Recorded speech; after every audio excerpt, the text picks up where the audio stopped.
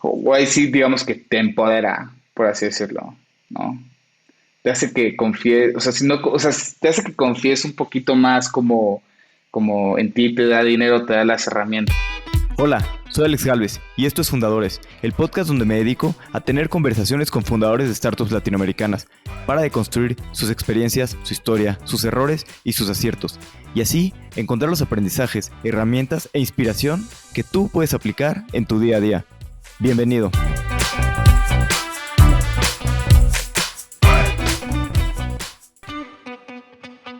Hoy estoy con Pepe Aguilar, cofundador y co-CEO de Palenca, una API para validar los datos del empleo de trabajadores de Uber, Rappi y otros gig economy workers. Hablamos de Beck, la startup que empezaron antes de pivotear a Palenca, las ventajas de hacer un MVP muy sencillo para probar el mercado y cómo siempre ir evolucionando el producto hacia otras cosas, un poco con data y un poco con intuición.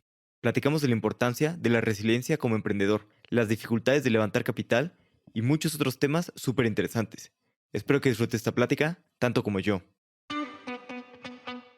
Pepe, bienvenido a Fundadores. Muchas gracias por la invitación, Alex. Gracias a ti, un honor tenerte.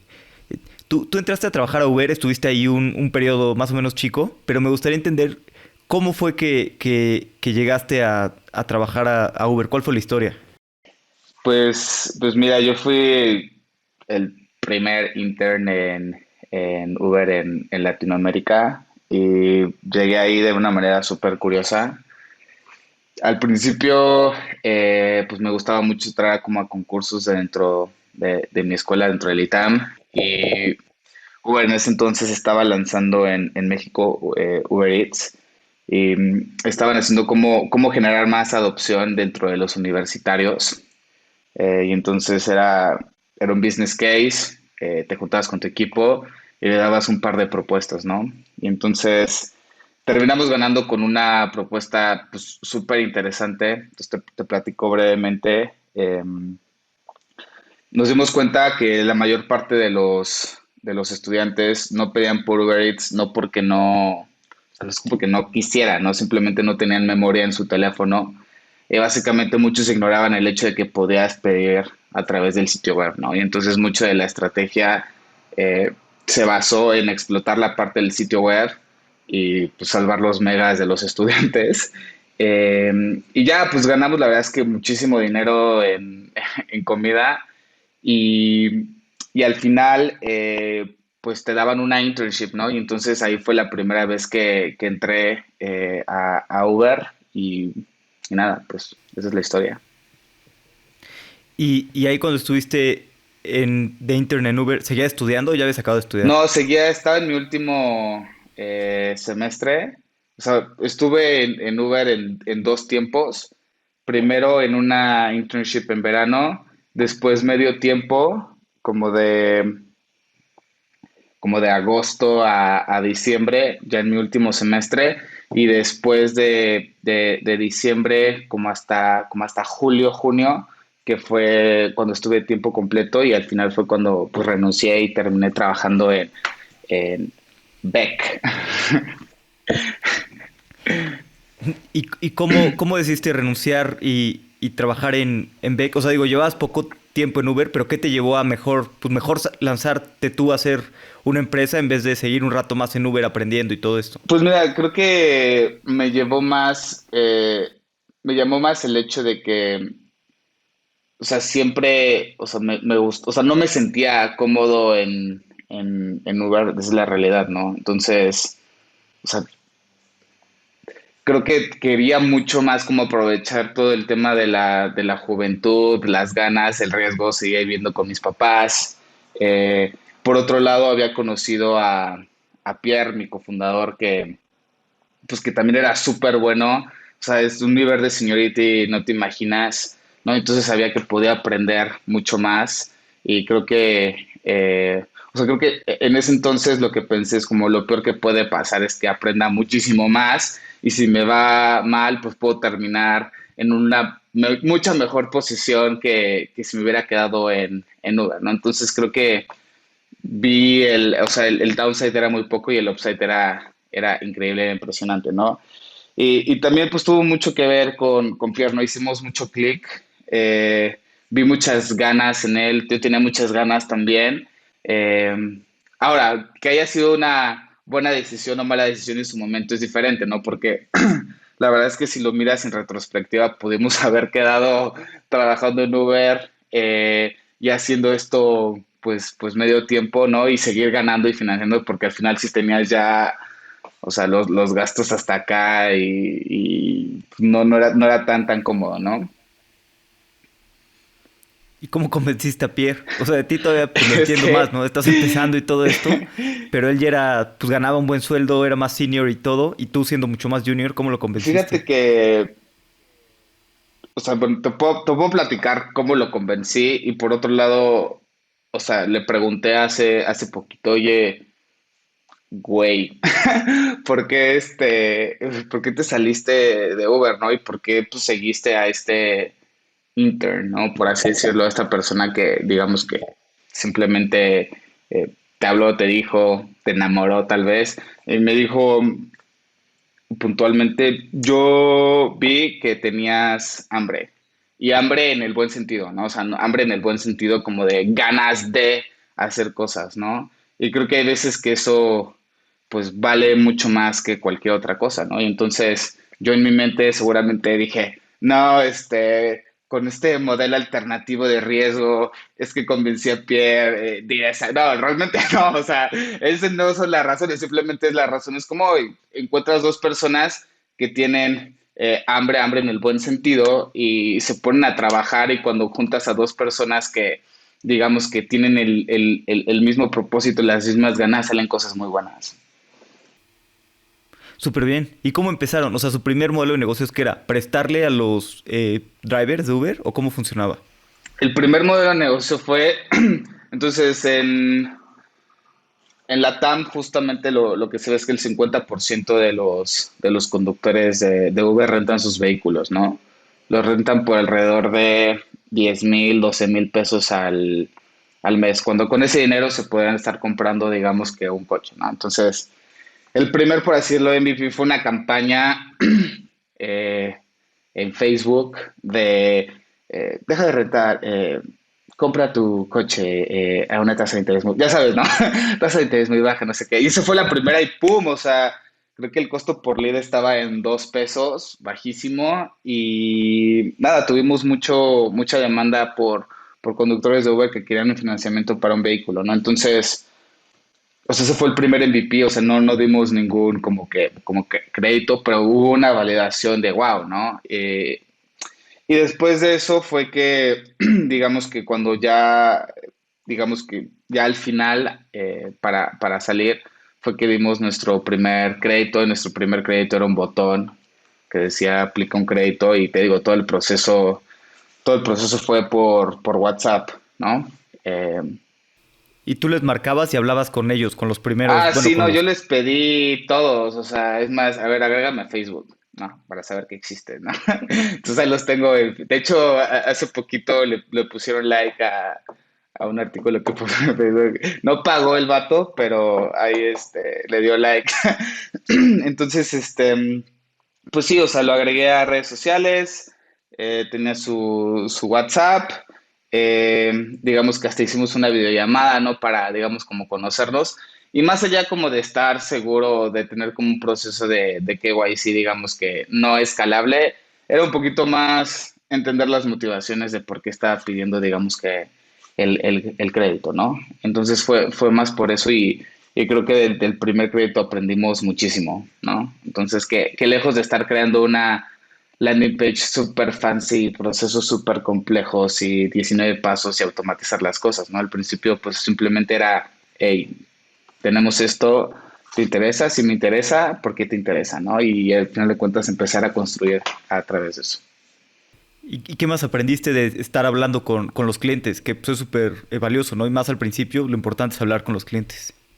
Pues mira, para el tema como de, y ese es un tema un poquito a nivel México, hay mucha desconfianza, por así decirlo, digamos que, y más si aplicas con un botón y te marcan por WhatsApp para darte dinero o cualquier otro, que es una estafa o qué es, ¿no? Entonces, primero hay un tema o sea, cuando eres una empresa, digamos que B2C, hay un componente mucho como de generar confianza y principalmente en crédito. Tú si te metes a los ads de Quesky, de Tala, de Baobab, de cualquier, siempre hay comentarios dentro de esos ads que dicen, es una estafa de terror, no sé qué. Entonces, primero es crear un vínculo como de confianza y segundo realmente le estoy resolviendo un problema, ¿no? Y ahora, y digamos que si esa solución que le estoy dando, que en este caso es el crédito, la hace bien, ¿no? Porque digamos que ya lo he dicho varias veces, ¿no? Eh, o sea, el hecho de cobrar tasas de interés como muy caras, pues al final de cuentas es entretenimiento del consumidor, ¿no? Y entonces, pues entonces en el corto plazo le estás resolviendo un problema, pero en el largo plazo, pues la verdad es que no es saludable, digamos, para esta persona, ¿no? Eh, entonces fue varias de las cosas que aprendí, ¿no? Otra de las cosas es que, pues sí, hay un gap muy grande o sea, en temas como de cultura o educación financiera, ¿no? Digamos que tú y yo podemos como entender como el concepto de tasa de interés, ¿no? El concepto de crédito, el concepto de, digamos que o sea, pagar a tiempo en general, tener un buen historial, ¿no? Y entonces es otra de las cosas que es un área de oportunidad muy grande, ¿no?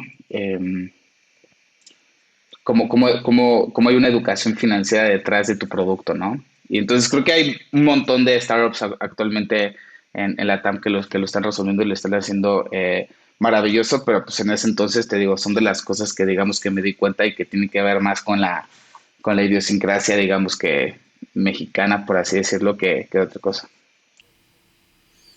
Y luego, ¿qué siguió? O sea, empezaron a poner estos ads, les llegaron muchísimos leads, vieron que había una gran necesidad y aplicaron, ¿no? A 500 y a Y Combinator. ¿O qué siguió ahí? Que empezaron, intentaron levantar capital. Pues mira, fue una plática de founders, digamos que Pierre y yo nos fuimos 50-50, es un secreto, vamos a hacer. Eh, y entonces como éramos 50-50, me dijo, a ver, bueno, yo pongo 100,000 pesos para prestar y tú pones otros 100,000 pesos para prestar y pues los juntamos, digamos que para prestarlos y ahí empezamos, ¿no? O sea, Pierre tiene un background de desarrollador, o sea, él programa bastante bien y entonces pues él empezó a crear a través de todo el proceso, ¿no? Entonces ahora ya no era mándame tu INE por WhatsApp, ahora es sube tu INE, ¿no? Y entonces, pues yo era más como el operador, ¿no? Digamos que pues abrimos la cuenta bancaria y empezamos como a prestar el dinero, digamos, a través de, pues digamos que nuestro balance sheet. No, digamos que yo siempre estuve como asustado, ¿no? Por esta parte de, oye, pero tendremos que hacer una SOFOM, oye, ¿quién nos regula? Oye, ¿qué pasa si no, o sea, cómo, no, digamos que todo el proceso tan complejo, pero en ese sentido nos ayudó muchísimo, porque si hubiéramos creado una SOFOM, si hubiéramos tenido todo el proceso regulado, pues eventualmente yo creo que hubiéramos muerto, ¿no? Por ciertas cosas y por toda la complejidad que tenía cuando de alguna manera simplemente era probar algo en el corto plazo. Sí, y bueno, empezaron a prestar y vieron que sí estaba funcionando. Por qué decidieron pues cambiar su modelo de negocio si había esta necesidad? Pues mira, al principio, la verdad es que pre-pandemia iba súper bien porque, digo, nuestro modelo funcionaba bien porque teníamos, digamos, bastantes como thresholds que teníamos para prestar y digamos que estábamos positivos, ¿no? O sea, como o sea, estábamos ganando dinero.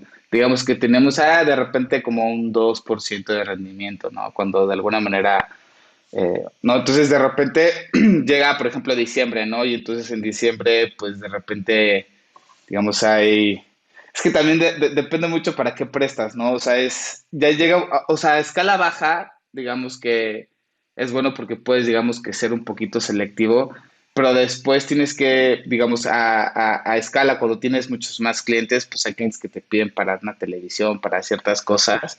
Y entonces ahí es donde empezamos a aprender un poquito más acerca de cómo prestar, ¿no? Y ya para pues, el siguiente año pues vino la pandemia, nosotros ya habíamos colocado alrededor como de 1,000 créditos, empezamos a ver, digamos que el sector de, digamos que de los conductores, pues literalmente se paró, pero el de los repartidores empezó a crecer y entonces pues ya estábamos financiando un poquito más a los repartidores. Después entramos eh, bueno, aplicamos a YC, aplicamos a 500, en 500 nos quedamos, pero hay, hay ciertas cosas como, digamos que también como de intuición, como que sabes pero que no sabes, ¿no? Que dices, bueno, realmente es escalable, realmente digamos que tengo la experiencia, realmente, o sea, porque empiezas a tener cosas más, como que ya los 200,000 que empezaste a prestar, pues se te empiezan a acabar, aún así los empiezas a represtar, pero tienes que crecer y el crecimiento lo tienes que empezar a fondear con deuda, ¿no? Em, y entonces llega un momento en el cual, ok, estaba cool, ya probé algo, hay una necesidad, nuestro modelo, digamos que medianamente podría estar funcionando, pero hay ciertas cosas que tú sientes, hay un feeling, ¿no? Normalmente como que cuando hablas con los clientes, cuando ves tu producto, cuando digamos que adquirir un cliente más te cuesta más trabajo, ¿no? O sea, como un cliente marginal, porque al principio tienes a los, digamos, a los early adopters, por así decirlo, los que aplican a todo y digamos que después de eso, cómo empiezas a crecer, ¿no? Porque tienes que tomar en cuenta mucho el tema de, ok, pues de distribución, de riesgo, de tecnología, ¿no? Y entonces algo como que digamos que no estaba tan como que no se sentía bien, ¿no?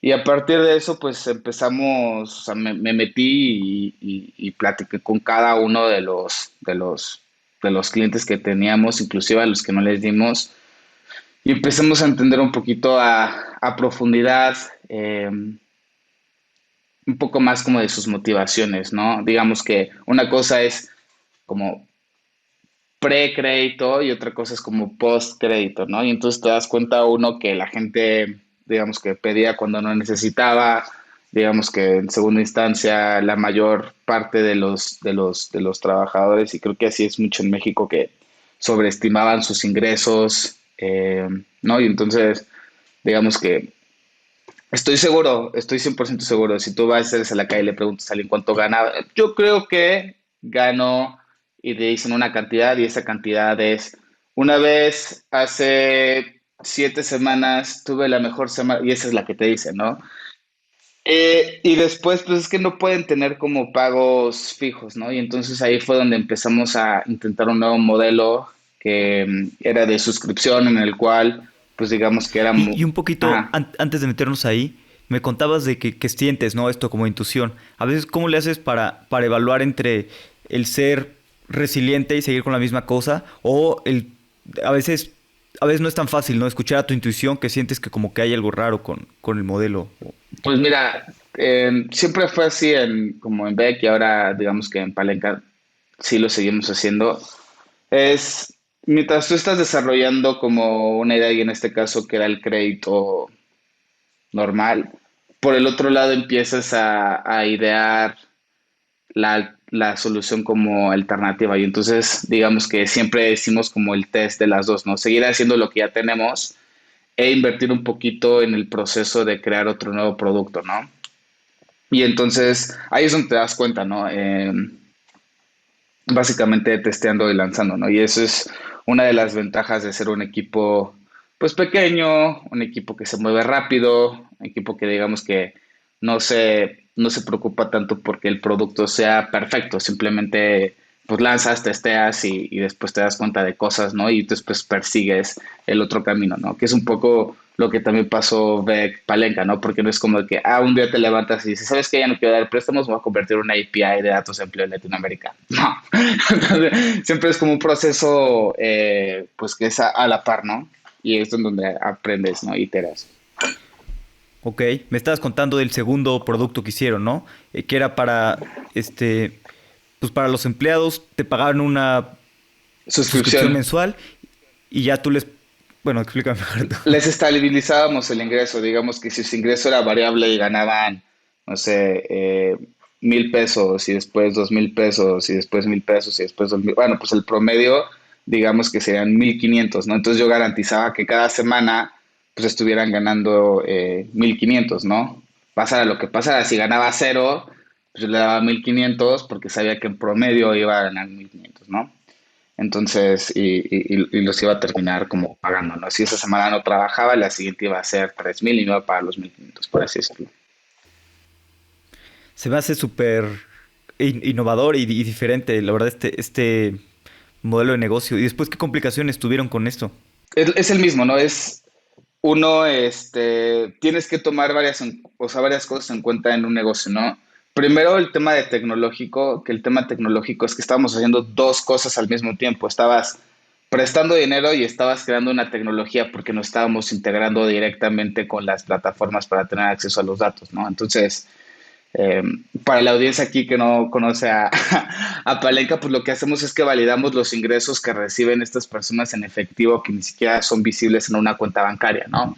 Y entonces era crear esta tecnología que nos permitía conectarnos a Uber, a Didi, a Rappi, a Corner Shop, sacar toda esa data y utilizar esa data para nuestro producto. Entonces, básicamente estábamos haciendo dos empresas al mismo tiempo, ¿no? O sea, es un core tecnológico que tiene que funcionar súper bien y en segunda instancia tienes que tener todo el tema operacional para prestar, ¿no? Y entonces se vuelve un tema, ¿no? Porque si la tecnología no funciona y de repente te marca que pues no funcionó la integración y ganó cero, cuando realmente sí ganó, pues no le estás cobrando a esa persona, ¿no? O digamos que realmente sí necesito un préstamo, pero pues, tu tecnología no estaba funcionando en ese momento. Entonces se vuelve un rollo operativo, se vuelve un rollo tecnológico y siendo tres personas en ese momento era pues prácticamente imposible, ¿no? Tenías que elegir una de las dos, ¿no? Pero pues en ese entonces no había ninguna empresa que pudiera resolver las necesidades tecnológicas, ¿no? Pues básicamente éramos nuestros propios usuarios y, no, al final de cuentas dijimos, oye, pues esta tecnología la puede utilizar cualquier empresa, ¿no? Entonces, eso fue un poquito Digo, sigo yo creyendo mucho en este producto, la verdad. Y cuando salieron de 500, me estás diciendo, ahí tenían este estabilizador de ingresos. Así es. No, y entonces yo me acerco a inversionistas como Alex y les empiezo a decir, oye, tengo este producto y la reacción es la misma que la tuya. Es un producto bastante innovador. Me gustaría ver mucho más tracción, ¿no? Entonces me gustaría ver mucho más tracción. Entonces, y al final del día, o sea, para tener mucho más tracción, pues necesitabas, pues que tu tecnología funcionara bien, necesitabas capital para dispersar, necesitabas tener un canal de distribución, pues mucho más, ¿no? Entonces necesitabas, digamos que por así decirlo, tener más dinero, ¿no? O sea, levantar inversión, ¿no? Lo cual no pasó, ¿no? No pasó porque todos tenían esta parte, me parece muy interesante, pero esto es nuestra acción. La vieja confiable, ¿eh? Sí, estás muy temprano para mí. Este, oye, ¿y cómo te fue en el levantamiento de capital? ¿Con cuántos inversionistas hablaste? ¿Cómo fue el proceso y cómo lo hacías para no desmotivarte? Sí, no, mira, hablé con todos los inversionistas que existían, digamos que en México, y si no pedía la intro, ¿no? Y entonces, pues me fue mal, ¿no? Entonces fue desmoralizante este tema porque había veces como que entrabas y sabías que es otra de las cosas, ¿no? Intuición, ¿no? No, aunque era por Zoom y todo eso, pues tú veías que la gente, digamos, a veces llega y tú sabes si va, o sea, si le interesa o no le interesa. Me parece interesante. Había gente que ni siquiera ponía su cámara, había gente que, ya sabes, como que estaba en el celular o ese tipo de cosas, como que, digamos, que no tomaban tanto como en serio y de alguna manera eso sí es desmoralizante. Y, y nada, entonces estar en eso, o sea, invertirle tiempo a levantar capitales, tiempo que no le estás dedicando a tu startup. Y entonces, pues era peor, ¿no? Porque pues, tú no estabas levantando dinero por un lado, pero por el otro lado, pues tampoco estabas creciendo porque digamos que yo era la operación, ¿no? Y Pierre y Antoine eran la parte de la tecnología, por así decirlo, que pues para que funcionara. Y entonces pues empezó a ir todavía más mal, ¿no? Porque decides salir a levantar capital, pero pues, digamos no levantas y por el otro lado regresas a tu negocio y tu negocio va en picada porque pues, no dedicaste el tiempo que tenías que estarle dedicando, ¿no? Entonces siempre es un trade-off eh, interesante. Sí, y bueno, según recuerdo, pues no levantaste nada de capital, cero, Cero, sí. que es complicado, ¿no? Aparte, muchos emprendedores, pues vemos las noticias, ¿no? En TechCrunch que todo el mundo levanta un buen y así, y parece que es fácil, pero la verdad es que es muy difícil, ¿no? La verdad es que es muy complicado levantar capital. Por cada uno que debemos levantar, hay cientos que no levantan. Exactamente, no, o sea, creo que no me acuerdo quién me pasó esa estadística, pero creo que solamente el 1% de las personas o de los emprendedores que están levantando capital lo logran hacer, ¿no? Y nadie habla de eso, ¿no? Porque siempre en las noticias parece ser muy atractivo ser emprendedor ahorita y realmente la realidad es que no, ¿no? Y la gente que levanta esas cantidades de dinero pues son second time founders, son gente que está ultra conectada, ¿no? Y entonces digamos que para los que no, digamos que es sumamente complicado, ¿no? Y luego le sumas que digamos que el factor edad, digamos que podría ser como relevante, ¿no? Porque una vez, me acuerdo que una vez me junté con uno y me dicen, oye, imagínate que terminas tu pitch, le diste todo, y te digan y te preguntan, oye, ¿cuántos años tienes? Pues, o sea, de todas las cosas que de alguna vez dije, realmente lo que importa es como, ¿cuántos años tienes? Nah, eso es igualmente, ¿no? Entonces, sí hay, o sea, se puede malinterpretar el hecho de que la TAM actualmente sea una de las regiones más hot para el venture capital, para los emprendedores, pero la realidad sigue siendo la misma, ¿no? Es sumamente complicado, eh, digamos que levantar. Y digamos que ese no es el objetivo, ¿no? Esa es otra de las cosas, ¿no? Que aprendes al final del día, ¿no? El chiste es seguir y seguir y digamos que el objetivo principal no es el levantar capital, simplemente es crear algo. Y si estás creando algo, digamos que el dinero va a venir, ¿no? Y si no, pues le haces a la bootstrapping y digamos que te quedas ahí un año, pero creas algo súper valioso que al final de cuentas, ¿no? Va a seguir existiendo y va a seguir escalando, ¿no? Un poquito, por ejemplo, lo que pasó, digamos que siempre pongo el ejemplo, por ejemplo, de Zapier, que creo que levantaron como 1.4 millones de dólares y de ahí digamos, ¿cuánto vale ahorita? Como 5 billions, ¿no? Digamos que eso es otro ejemplo, ¿no? Que no necesitas, ¿no? Hay muchísimos ejemplos, hay muchísimos ejemplos. Sí, sí, totalmente.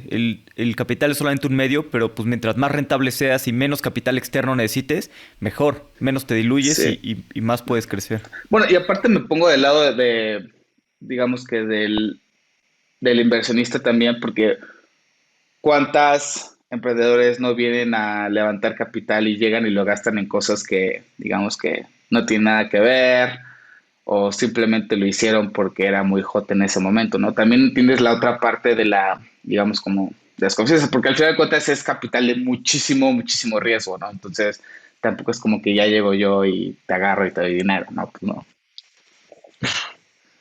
Digamos, no sé cómo lo piensas tú que eres inversionista.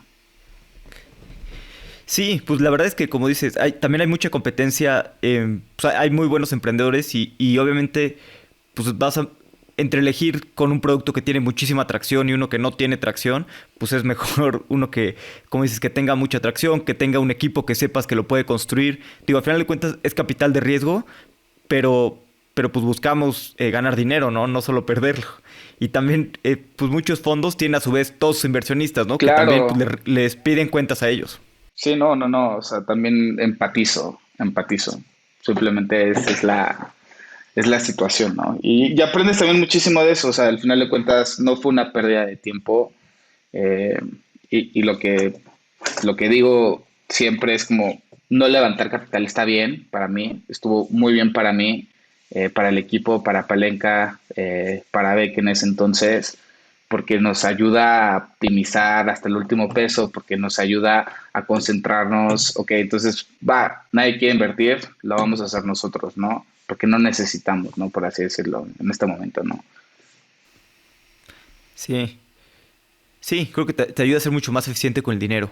Bueno, y tú ahí llevabas toda la parte de operaciones, ¿no? Que me imagino que eran cientos de llamadas. También supe que tuviste burnout pues, durante un tiempo saliendo de 500. Pues, ¿cómo fue el sentimiento de esto y cómo te diste cuenta pues, de que estabas burnout y necesitabas descansar o algo? Pues aunque duermas bien todo eso, te levantas y tienes un cansancio mental de, ay, otra vez, otro día, ¿no? Ay, otra vez, otro cliente, o otra vez, porque al final de cuentas también se vuelve un poquito, hasta cierta manera, mecánico y, no sé, muy, digamos, como un día podría llegar a ser el mismo, no todos los días, ¿no? Es como los mismos problemas, es un cansancio mental, comes muy mal, eh, digamos, o sea, realmente no puedes trabajar, ¿no? Y ¿Y tienes, cómo lidiaste con eso? te digo, o sea, bueno, una de las cosas que hice, pues te digo, o sea, me fui a Tulum o sea, con una amiga y empecé a trabajar desde allá y digamos que el hecho de estar como en la playa, descansar, tomarte un tiempo para ti, digamos que ya para ese entonces, digamos, bueno, vamos a tomarnos una semana, dejamos esto funcionando y tenemos que descansar, ¿no? Y tenemos que, digamos que desconectarnos y pensar en lo que sigue, ¿no? Este tema, digo, me interesa mucho. Yo una vez me desmayé, me desmayé de tanto cansancio, también hace algunos años, tenía demasiadas cosas y solo tenemos 24 horas en el día. Pero tú, por ejemplo, pues ahí pues estabas como CEO de la empresa y no solo estás cansado, sino que también tienes que mantener la motivación del resto de equipo en épocas difíciles. Supongo que, ¿cómo buscas esa motivación? Yo creo que, mira, si bien tenía burnout, seguía con el objetivo o sea, en la mente y entonces te digo, una de las cosas que digamos que a mis co-founders de alguna manera me dicen siempre es que soy una persona sumamente positiva, ¿no? Y entonces no quería que hubiera indicios mínimos de que esa persona que siempre era como positiva o que mantenía como el ánimo dentro del equipo, todo eso, pues dijera como que ya no más, ¿no? Digamos, tal vez está mal, pero alguien tiene que tener como la, digamos, como la batuta de decir, bueno, vamos a seguir, vamos a mantenernos positivos y nunca hablamos de eso. De hecho, después Pierre, hace poquito hablamos de eso y me dijo, güey, no sabía.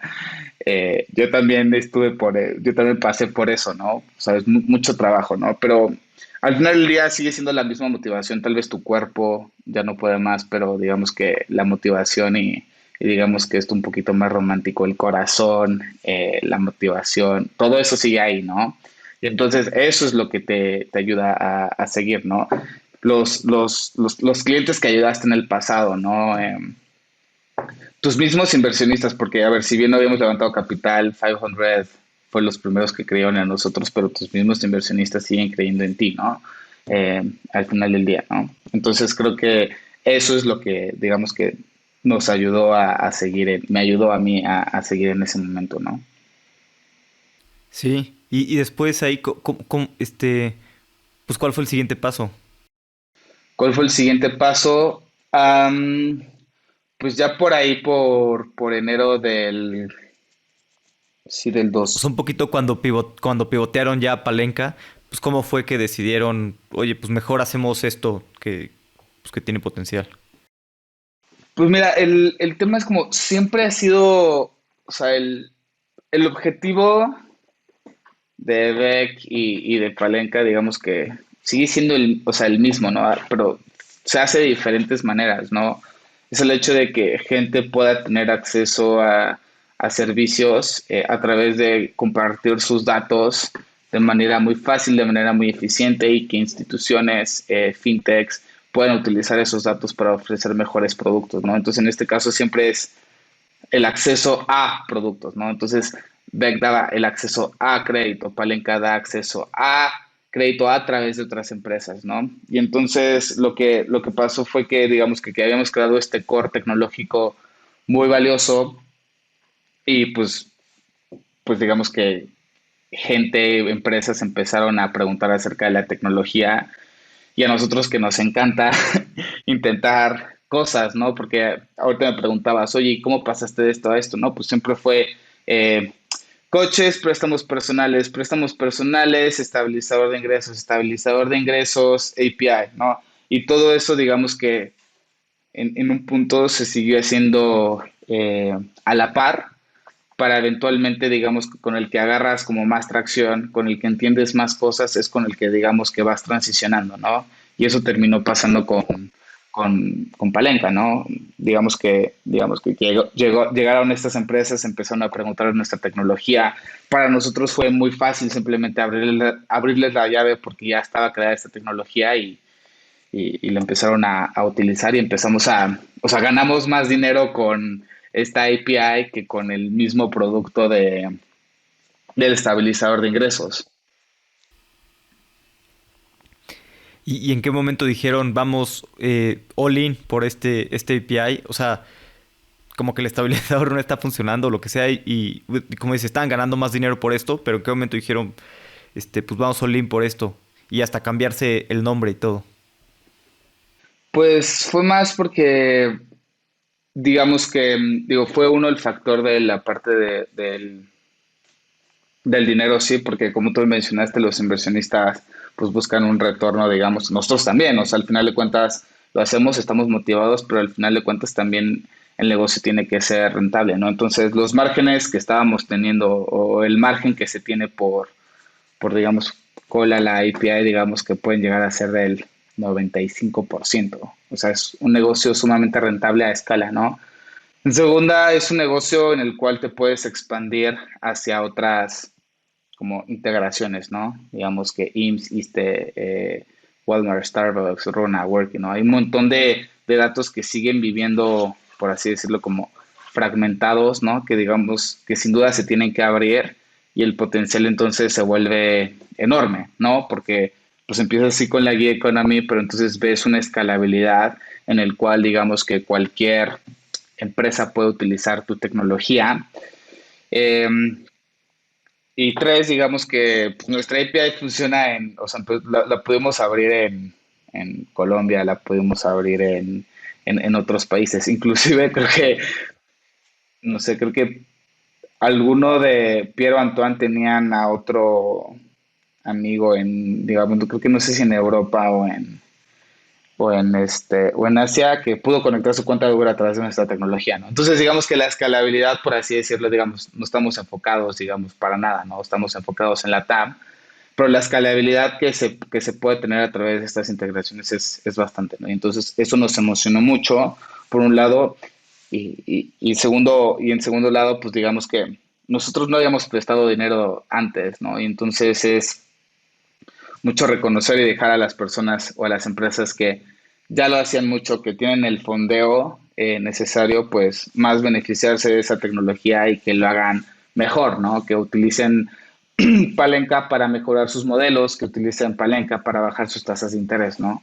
Entonces eso es un poco.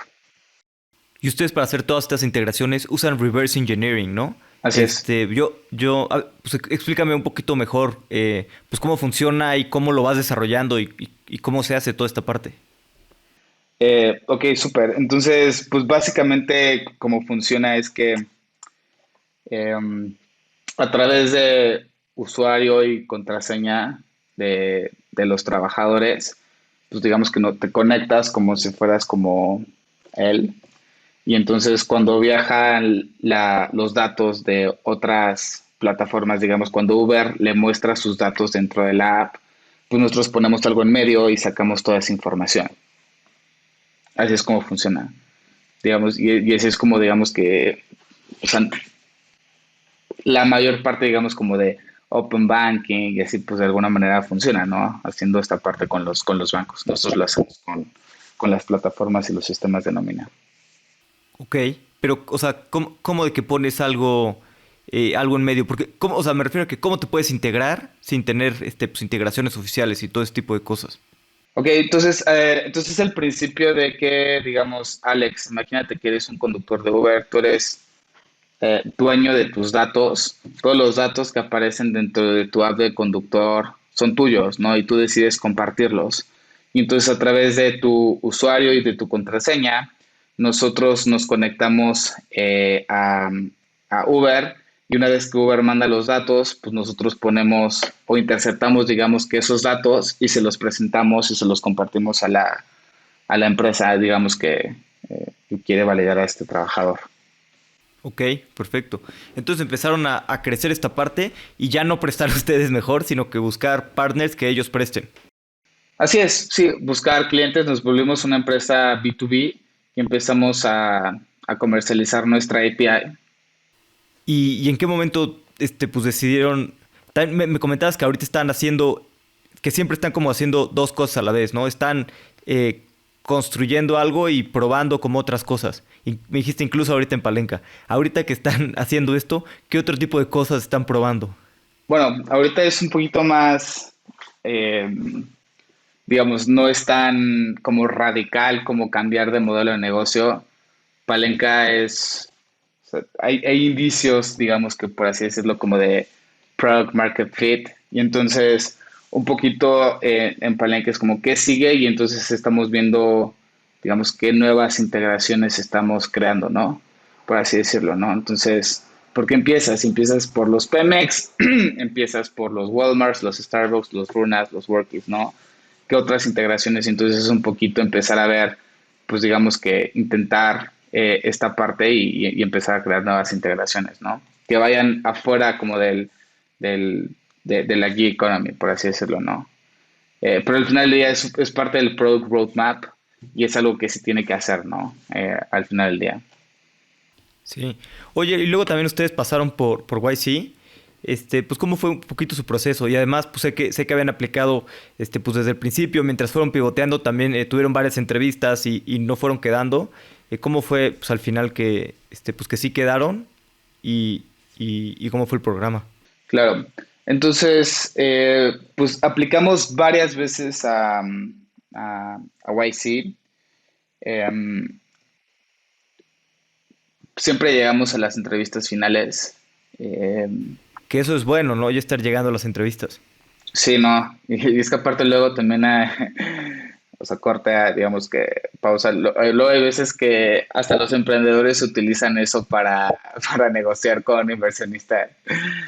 Como, mira, tenemos una entrevista final, ahorita el CAP, me da muchísima risa. Nosotros no hicimos eso, pero sí da, da un poquito de risa, ¿no? Esa parte de que realmente es muy inteligente, ¿no? Por así decirlo. Sí, Negociar que con... también es Se parte de lo vale, que se vale, ¿no? Yo incluso a veces pues, le presento una empresa, ¿no? A otro inversionista y le digo, oye, tienen reunión con Andreessen tal día.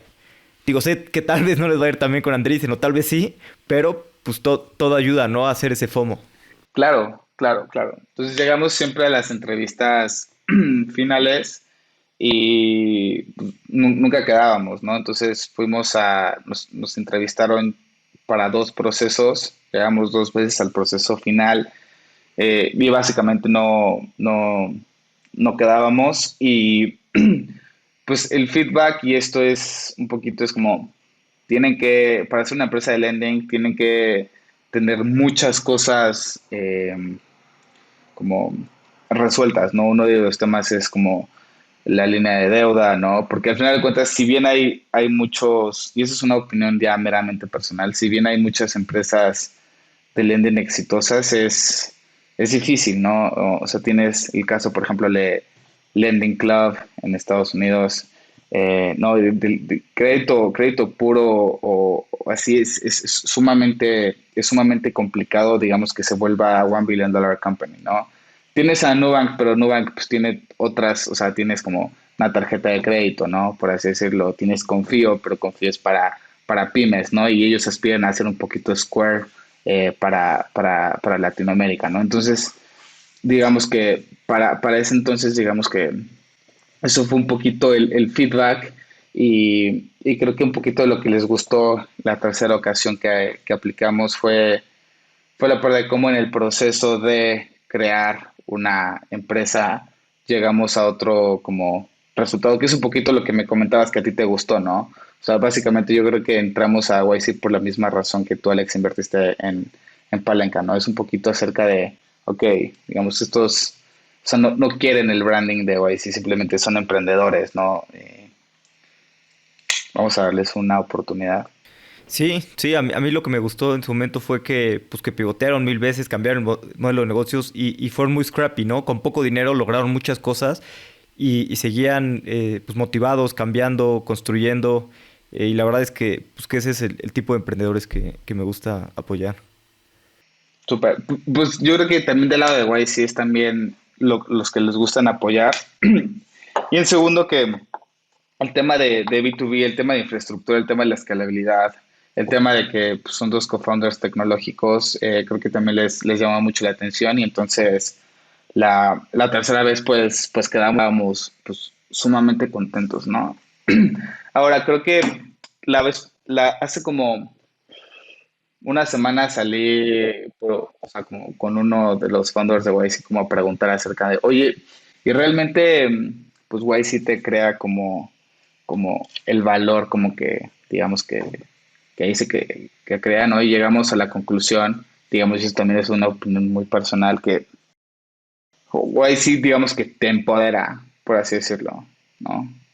Te hace que confíes, o sea, si no, o sea, te hace que confíes un poquito más como en ti, te da dinero, te da las herramientas, ¿no? Y de alguna manera te vuelve mejor founder en el sentido de que, o sea, te da la confianza necesaria para decir, sabes que la voy a romper, ¿no? Que hay veces que nada más necesitas eso, ¿no? Porque al final de cuentas también somos seres humanos, pero vives en una cultura en el cual como es mucho, como, sí, growth, ¿sabes? Como habla con tus usuarios, habla, ¿no?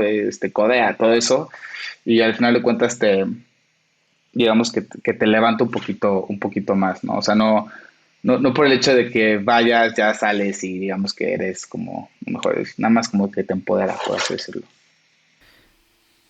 Sí, sí, te ayuda también a ver que, pues, que las cosas son posibles, ¿no? Y que tú eres una persona igual que los que están al lado, que las personas que están haciendo código en San Francisco son igual que nosotros y que tienes todo, ¿no? Para ser un billion dollar company o más. Sí, de hecho, digamos que una vez vinieron como los de, bueno, por Zoom los co-founders de Stripe, como a dar como una conferencia y todo eso, y después de la conferencia me manda mensaje uno de mis co-founders y me dice, o bueno, manda un mensaje al grupo y dice, los de Stripe pues, son normales, o sea, nada espectacular, ya sabes.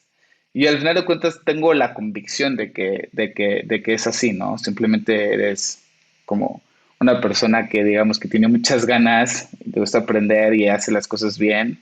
Bien en el sentido de que, o sea, hace las cosas como platica con usuarios, es resiliente, lanza su producto, itera, aprende, digamos que hay muchas posibilidades de ser como exitoso, ¿no? Entonces, entre las cosas como que aprendes, ¿no? Lo mismo con el CEO de Clip, que también creo que una vez fui a una de sus pláticas, ¿no? Él decía, él fue al ITAM también, y le decía, pues yo era un estudiante normal, o sea, salí con 8 del ITAM, ¿no? Lo mismo, digamos, que podría decir yo o pueden decir cualquier otras personas, ¿no? Pero el hecho de pasar y tener ciertas validaciones también ayuda mucho, ¿no? Y entonces eso fue un poquito lo que pasó como con YC, ¿no? Por eso, y ahora por eso creo que también ciertos, por así decirlo, fundadores de segunda vez son tan valiosos porque ya tienen toda la confianza y ya han pasado por el mismo proceso que al final de cuentas el proceso de aprendizaje, que ya pasaron por el proceso de hacer una compañía, ¿no? Entonces ya saben qué se tiene que hacer, que es ejecutar, ¿no? Sí, y sí, totalmente. Por eso siempre la segunda vez, pues también reduces el riesgo, ¿no? Ya tienes muchos aprendizajes y también por eso, digo, no digo que sea fácil, pero pues algunas cosas son más fáciles, ¿no? Al menos tus inversionistas de la vez pasada, pues probablemente te quieran volver a apoyar y ese tipo de cosas. Sí, no, y esa parte es como, o sea, creo que al final, en los primeros días de tu emprendimiento es cómo utilizas tu tiempo. Creo que eso es todo y creo que es el valor un poquito de los que tienen como ya experiencia emprendiendo, ¿no? ¿Cómo utilizas tu tiempo? ¿Y cómo fue tu experiencia levantando capital después de YC? Fue increíble. La verdad es que, o sea, si ves como Bueno, para empezar, sí es una distorsión en el mercado latinoamericano. Creo que te podrás dar cuenta, ¿no? O sea, si tú, Alex, hablas con una empresa que no es de YC, digamos que, no voy a decir nombres, que no es de YC, eh, versus una de YC, puedes ver la diferencia en caps, por ejemplo, ¿no? Y la diferencia en rondas, ¿no? Entonces, para empezar, crea una distorsión muy grande, porque pues ahí hay mucho, o sea, muchísimo, muchísimo, muchísimo dinero, es absurdo, ¿no? Y entonces, pues nos preparamos, obviamente ya está ciscado ¿no?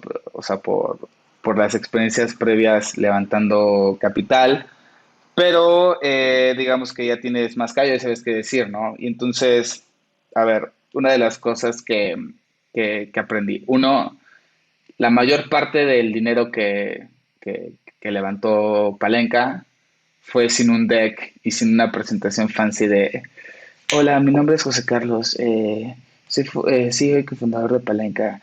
En Latinoamérica existen más de 300. O sea, es como, no es así, ¿sabes? O sea, no es así. Es una conversación, o sea, y eso es otra de las cosas que aprendí, ¿no? Llegas y es una conversación, digamos, Alex, tú y yo platicamos, ¿qué será? Media hora, y después me dijiste, bueno, me late, va, ¿no? Pero no te presenté ni un deck, no te presenté como números del mercado, simplemente estás invirtiendo en la persona. Entonces, una de las primeras cosas de mi experiencia que aprendí es, todo es una conversación, ¿no? Es una de las cosas. Dos, las cosas se mueven demasiado rápido, ¿no? Y entonces, la ronda, creo que el 75% de la ronda la cerramos en 3 semanas, muy rápido. Estábamos muy contentos y muy sorprendidos porque, como te comentaba, ¿no? Es el menor tiempo que dedicas en fundraising es el mayor tiempo que te dedicas ejecutando y construyendo tu compañía, ¿no? Entonces, eso fue muy bueno.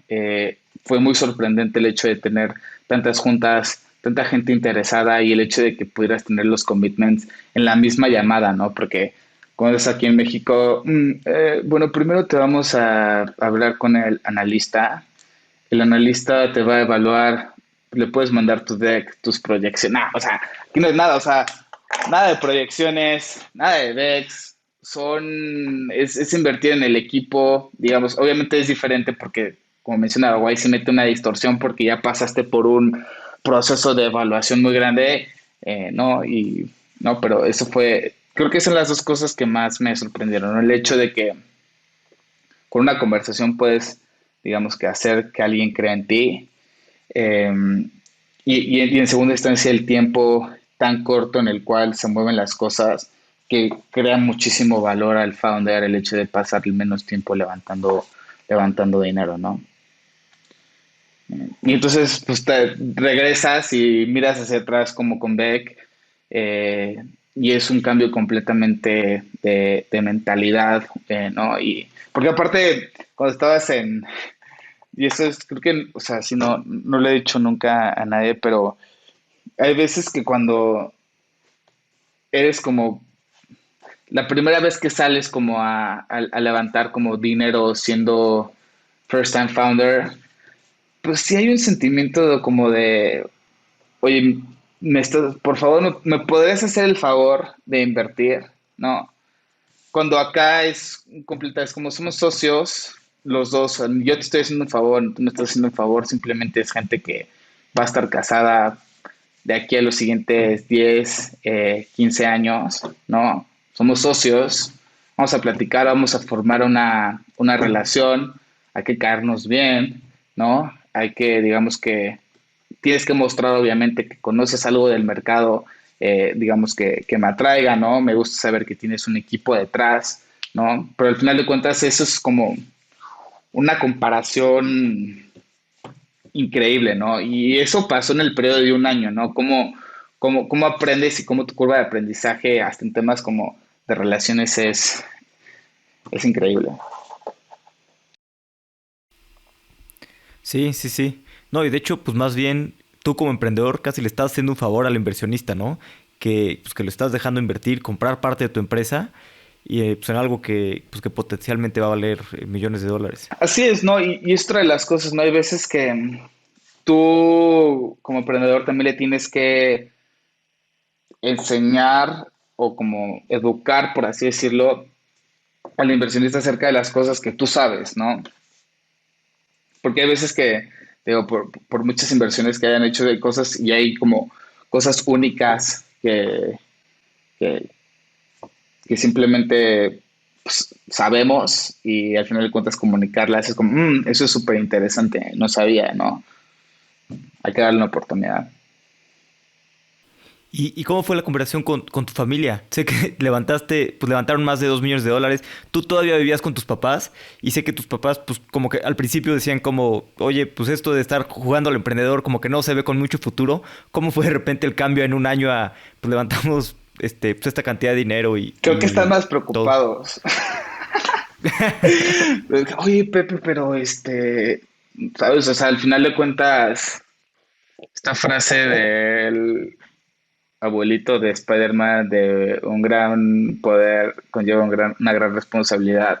Pues al final de cuentas creo que están un poco, o sea, sí, digamos, obviamente confían en mí, obviamente, digamos, pero al final de cuentas a veces no entienden mucho y creo que si hablas con los papás de ciertos emprendedores tampoco, pues digamos, como entender mucho, ¿no? Es como, ¿cómo? ¿Por qué? ¿Cuánto estás facturando? ¿No? Si hace un año no era nada, ¿por qué? ¿Sabes? Entonces, ahorita pues la verdad es que están muy, muy contentos. Sigue siendo difícil explicarles un poquito, o sea, conocen muy bien el negocio, pero siguen siendo difícil explicarles cómo funciona el proceso de una startup en como que levantó dinero, ¿no? Sí, si ya de todos modos, todo el mundo de startups es un mundo raro, las valuaciones, el dinero y todo, pues más con YC, ¿no? Que amplifica todo, pues como decía, es una distorsión en Latinoamérica. Sí, de hecho me acuerdo un poquito lo de YC porque o sea, mi mamá y mi papá vivieron el proceso de las tres entrevistas, ¿no? Entonces vivieron la ilusión, desilusión, la ilusión, desilusión. Y la tercera, la ilusión y como, ya sabes, como de... Y no es tanto como el hecho de formar parte de YC, es como, o sea, es entrar como en un proceso de, ni siquiera tiene que ver con el dinero, como de una aceleradora a la mejor, como digamos, como del mundo. Y entonces me acuerdo que yo estaba gritando, como casi llorando, porque estaba emocionado y mis papás empezaron a gritar y emocionados y todo eso, aunque ni siquiera sabían que era Vice, ya sabes. Pero estaban muy felices y muy contentos, ¿no? Qué padre, qué bueno. Sí, ¿no? Y pues es el principio, ¿no? De un viaje largo. Perfecto. Entonces, pues vamos a pasar a las preguntas finales, preguntas de reflexión. Las preguntas son cortas, las respuestas como tú quieras. ¿Cuál es el libro que más te gusta recomendar? Pues mira, ahorita estoy leyendo uno que se llama High Growth Handbook, que es más o menos como una guía como de consejos, por así decirlo, para emprendedores. Está bastante buena porque, digamos que para ciertas cosas, o sea, tú puedes regresar a esa como guía y bueno, aquí lo tengo. Entonces, digamos que si hay temas de hiring, si hay temas de cualquier cosa, aquí lo tienes a la mano y creo que tiene lecciones muy, muy interesantes de cómo manejar, ¿no? Y pues ahorita estoy en la parte más como de pre-product market fit, más como consejos, digamos. Obviamente aquí están los founders de Stripe, está Andreessen, todos pusieron como esos consejos y está bastante bueno, ¿no? Porque creo que es importante. Si bien no es una máxima universal, pues me gusta mucho leer y un poquito acerca de gente que ya lo hizo, ¿no? Porque siempre es muy importante escuchar consejos de gente que ya pasó por tu mismo proceso, ¿no? es un poquito sentar mucho las bases para conforme vas como creciendo, ¿no? Hay veces que sí me meto a cosas que están mucho más allá del estado en el que está Palenca, porque se me hace muy, por ejemplo, hay una parte de Money sumamente interesante, ¿no? Que es como, oye, a ver, si tienes ya una evaluación de, no sé, 500 millones, ya tienes que empezar a adquirir, ¿no? Por ejemplo, ese tipo de cosas que dices, wow, ¿sabes? Claro, buenísimo. Este, lo va a leer más también. ¿Qué creencia o hábito has cambiado en los últimos 5 años que ha mejorado drásticamente tu vida? Pues creo que más como sí es una creencia que tenía mucho, o sea, cuando estaba en la secundaria, prepa y hasta la universidad, era mucho de, o sea, me basaba mucho en acerca de como el ideal del estudiante, el ideal del profesional, ¿no? Es como, entonces mucho en el ITAM lo que pasa es que, pues el proceso siempre es, llegas, es una competencia reacia entre quien saca mejores calificaciones, porque el hecho de sacar mejores calificaciones te puede llevar a la mejor como consultora, digamos que McKinsey, BCG, Bain, y después de, o digamos que si optas por el tema de consultoría, o si no te vas al Banco de México, o si no trabajas en la Secretaría de Hacienda. Pero básicamente mi creencia es como tengo que hacer esto, ¿no? Porque esto es lo que digamos que se tiene que hacer y más, porque digamos, si te soy sincero, entré al TAM porque digamos que es una validación más, ¿no? Es como de, es como, bueno, quiero estudiar algo que tenga que ver con negocios, digamos, yo estudié economía, cuando te vas a una universidad, digamos que muy buena, y después de ahí empiezas a crear tu carrera para que eventualmente, digamos, hagas como un MBA y después del MBA, digamos, si te lo pagan las consultoras bien y si no te lo pagan, digamos que tienes que endeudarte, pero al final del día regresas a Estados Unidos o te quedas allá y regresas y tienes un muy buen trabajo en una corporación. ¿Sabes? Como todo ese tipo de cosas, la verdad es que era una creencia que tenía muy arraigada en los primeros 4 años de mi carrera, ¿no? Hasta que digamos que empecé con este tema de hackathons, bootcamps y de alguna manera empiezas como a ver las cosas como que te gustan, ¿no? Y entonces, pues al final de la carrera, digamos que ya los últimos 3 semestres, o sea, mi promedio se fue para abajo porque ya solo quería estar, le dedicaba más tiempo a eso que a cualquier otra cosa porque encontraba mi pasión. Entonces, o sea, digamos, esa es una creencia que terminó por destruirse, ¿no? Y eso. Súper bien. ¿Una opinión que tengas que poca gente comparta o algo que piensas que es real que la mayoría de la gente piense distinto? El objetivo, digamos que, y eso creo que lo platicaba con mi novia hace poquito, ¿no? Entonces, y eso lo estuve analizando mucho, ¿no? Llega YC, llega, digamos que levantamiento y llega, por ejemplo, lo último que es lo de Forbes, ¿no? Y entonces, cada vez que llegó eso, Alex, me sentí, o sea, no sentí nada, o sea, por así decirlo. O sea, más el hecho del camino que recorriste al hecho de salir en una revista o levantar, o sea, creo que mucha de la reflexión que he tenido últimamente, y de hecho en la última semana, es esta parte como que no es el objetivo en sí de tener este tipo de reconocimiento, sino es lo que has aprendido en el camino y la persona que eres ahorita, ¿no? Por así decirlo, ¿no? Entonces, por así decirlo, el objetivo no es salir en todas estas y tener todos estos brandings, sino todo lo que aprendes y cómo eres como persona.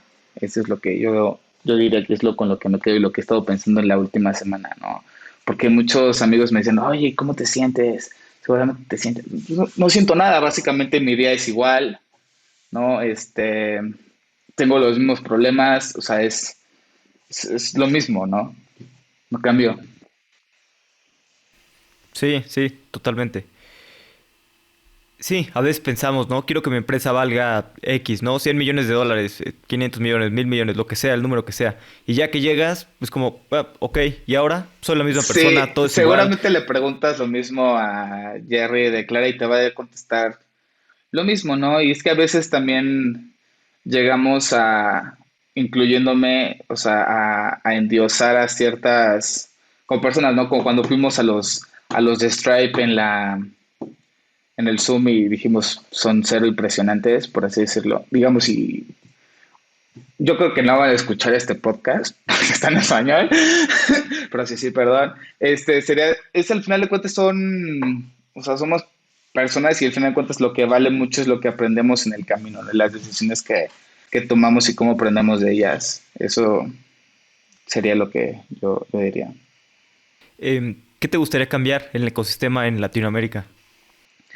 Pues mira, si bien es un gran momento en Latinoamérica de inversión, como lo platicábamos, sigue habiendo mucho sesgo hacia founders con ciertas características, ¿no? O sea, no están fondeando al emprendedor que lleva 2, 3 años como trabajando muy, muy, muy, muy duro, sino hay veces que, digamos que, o sea, o hasta personas del extranjero que vienen a emprender con muchísimo dinero y entonces creo que se debería, digo, se dice muy fácil para mí decirle, se debería de destinar un poquito más a apoyar a los emprendedores early stage. Algo que ha hecho muy bien 500, digamos, si bien sus términos son, o sea, no tan atractivos, por así decirlo, creo que es algo que ha hecho muy bien. Pero pues al final de cuentas tienen un cohort de 10 empresas, digamos, o de 2 empresas, ¿no? No es la mayoría de los founders que se están viendo beneficiados por esta cantidad de dinero que vienen, ¿no? Entonces creo que se debería mirar más a esos founders que llevan un montón de tiempo en México y más porque entienden muchas cosas del mercado, ¿no? Y simplemente les faltaría cierto, pues, empujón, siento hasta cierto punto advice, ¿no? Consejos de qué cosas hacer. Al final de cuentas también necesitas mucho este consejo, ¿no? Y si no, pues lee High Road Handbook. Pero, sí. ¿Algún consejo que te hayan dado que te haya servido mucho? O sea, el mejor consejo yo creo que me han dado es como solo toma consejos de gente que haya pasado por el mismo tema que tú. Digo, ahorita, digamos, hay veces que,